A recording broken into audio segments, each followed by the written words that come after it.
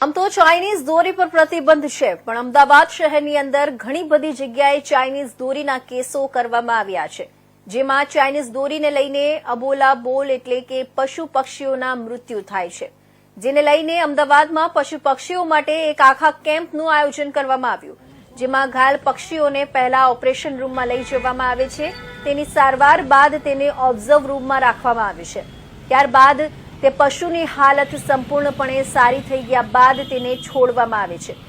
આ સંસ્થા દ્વારા ઘાયલ પશુઓ અને પ્રાઇવેટ વિકલ્પની પણ સુવિધા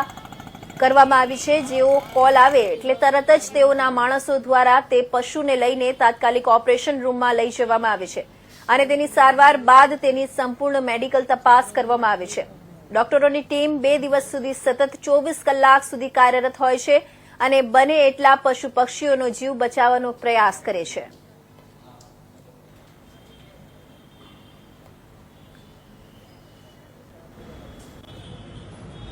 અબોલા બોલ પ્રાણીને બચાવવા માટે અમદાવાદ શહેરની અંદર ઘણી બધી સંસ્થાઓ છે તે સામે આવી છે અને ખાસ આજે આપણે અમદાવાદના શાહીબાગ જે વિસ્તાર કહેવાય ત્યાં આપણે આવી પહોંચ્યા છે। હું તમને એક આંકડાકીય માહિતી બતાવું તો 2011થી લઈને 2024 સુધીનો આપ જોઈ શકો છો કે જે પશુ પક્ષીઓની સંખ્યા જે ઘાયલોની સંખ્યા છે એ 2011માં 198થી લઈને 2024-19 એટલે કે 2000 સુધીની કહી શકાય। તેને લઈને અમદાવાદ શહેરના ફાઉન્ડેશન દ્વારા જે કેમ્પનું આયોજન કરવામાં આવે છે તો કેમ્પની જો વાત કરવામાં આવે તો કેમ્પના સંપૂર્ણપણે અહીંયા સંચાલન જે છે એ 1 by 1 ડે બાય ડે કરવામાં આવે છે, કારણ કે તમામ જો વાત કરીએ તો તે ફાઉન્ડેશનના જે પણ સંચાલકો છે તેમના દ્વારા અહીંયા જે છે એ તમામ પોતાના કામ મૂકીને તમામ જે પશુ પક્ષીઓ જે આવતા હોય છે તેઓનું રજિસ્ટ્રેશન જે છે અહીંયા કરવામાં આવતું હોય છે। આખી ટીમ જે છે અમારી સાથે આપ જોઈ શકો છો તે પ્રમાણે ઊભી છે, જેને 10 વર્ષથી બાળકીથી લઈને એ પણ સતત 24 કલાક કહેવાય એ પણ કામ કરી રહી છે અને આખી ટીમ જે કહેવાય કે અબોલા પ્રાણી જે હોય છે જે ચાઇનીઝ દોરીથી લઈને અથવા તો અન્ય કોઈ કારણોસર જે ઘાયલ થયા હોય તેને લઈને આખું કેમ્પ જે આયોજન કહેવાય જે ઓટી જે ઓપરેશન થિયેટર છે ત્યાં પશુને લાવવામાં આવે છે। ત્યાં તમામ જે ડૉક્ટરની ટીમ છે એ ડૉક્ટરની ટીમ જે છે એ તમામ જે પશુઓને કહેવાય કે અહીંયા સારવાર અર્થે આપ જોઈ શકો છો ઘાયલ જે પક્ષી છે એનું હાલ અહીંયા ઓપરેશન જે છે ચાલી રહ્યું છે, કારણ કે કંઈક ઓપરેશન થિયેટર જે રૂમ બનાવ્યો છે ઓટી રૂમ છે, ડૉક્ટરની ટીમ કહેવાય કે 24 કલાક જે છે અહીંયા ખડે પગે જે ઊભી રહે છે। તે જે વાત કરીએ તો ઓપરેશન થયા બાદ તે તમામ પશુઓને એક ઓબ્ઝર્વર જે રૂમ છે તેની અંદર રાખવામાં આવે છે, કારણ કે ઓપરેશન બાદ તે પશુ તાત્કાલિક ઉડી નથી શકતા,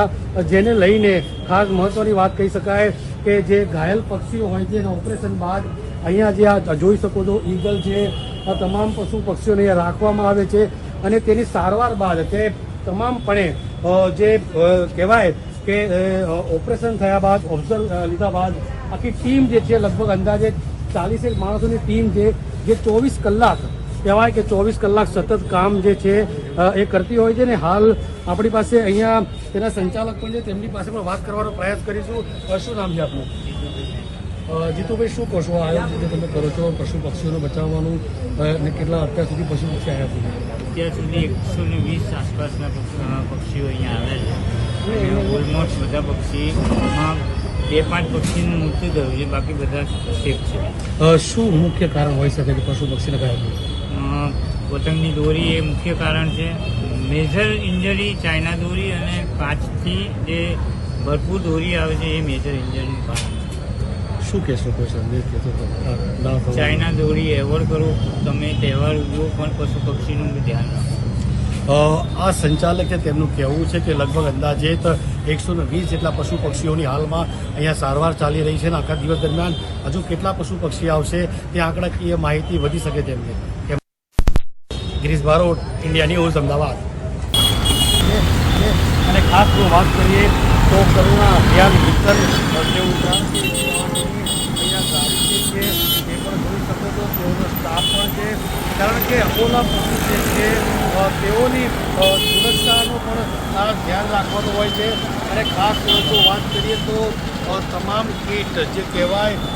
પશુ માટેની તમામ કીટ છે એ કીટ અહીંયા હાલ ઉપલબ્ધ છે અને કોઈ પણ પશુની કોઈ ચાઇનીઝ દોરી અથવા બીજા કોઈ પણ દોરીથી કોઈ ઘાયલ થાય છે તો તે પશુ પક્ષી માટે જે અહીંયા કેમ્પ છે તે યોજવામાં આવ્યો છે. આ જોઈ શકો છો આપ જે ચાઇનીઝ દોરી છે, આ ચાઇનીઝ દોરીના કારણે અબોલા જે પશુ છે તેઓનું મૃત્યુ થતું હોય છે, જેને લઈને અહીંયા આગળ દિલ્હી દરવાજા પાસે એક કેમ્પનું આયોજન કર્યું છે. આપણે તેમની સાથે વાત કરીશું. શું નામ છે આપનું? મારું નામ મનોજ ભાવસાર છે. મિશન સેફ ઉત્તરાયણ ફાઉન્ડેશન તરીકે અમારી એક એનજીઓ છે, જેના દ્વારા આ 2 દિવસ માટે અહીંયા આગળ ખાસ પ્રકારનો મેડિકલ કેમ્પ લગાવવામાં આવ્યો છે, જેની અંદર જે બીએસએફ અને આર્મી જે ખાસ પ્રકારની જે ટ્રીટમેન્ટ એ લોકો યુઝ કરે છે, જે જેલ પેડ છે તે અમારી પાસે આ ખાસ પ્રકારના જેલ પેડ છે જે બીએસએફ ને આર્મી યુઝ કરે છે. આ